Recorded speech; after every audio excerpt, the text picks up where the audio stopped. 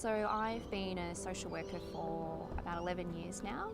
and I've worked at Monash Health on and off since about 2009 in different roles.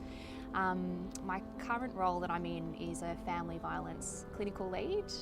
and that's based at Casey Hospital, but I do work around the network quite a lot, and I see clients face to face in relation to their issues with family violence, and I also provide support to my colleagues as well who are needing some help and advice on how to help their clients with family violence. I think growing up I always had a sense of wanting to help people, and I always had a strong sense of social justice. I think the most important thing and skill set that I need to specialise and have a greater information base in family violence is really understanding what the risk factors are that are presenting with these families, so that I can give them the information they need to assess their own safety and access help and support appropriately, so that they can live safely and improve their relationships with people. There was a time when trust mattered to me when I was working with a family on the paediatric ward. I received a referral to come and see a lady who was the mother of twins. Her twins had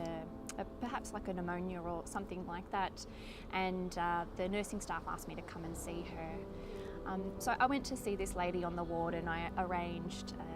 a place to come and meet with her privately. And after I got to know her a little bit, I found out that one of her friends had really encouraged her to ask to see one of the social workers on the ward, because she was really concerned about her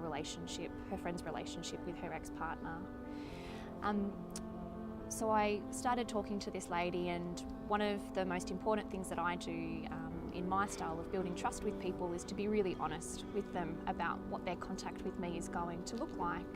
So I often explain to people that I ask them a lot of questions, and sometimes those are really personal, and sometimes they might not understand why I'm asking it, but there is a reason which I'll explain to them later.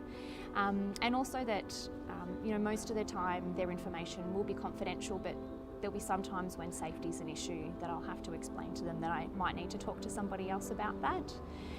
And usually with that makes people feel really relaxed. So I did that with this lady who was a beautiful woman who was a similar age to me and had two beautiful babies who were a little bit sick at the moment. And she went along and explained to me some of the concerns that she'd had with her ex-husband. And I listened really intently to her,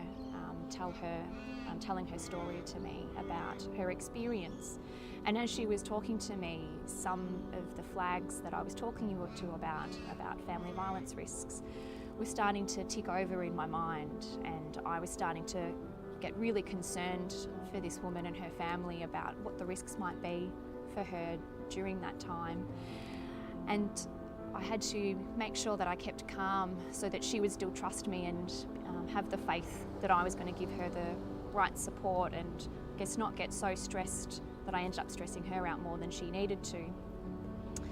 So after I gathered some more information from her, I sat down and I explained to her what some of those risk factors were and why they were a really big concern to me, and they would need to be for her and her children.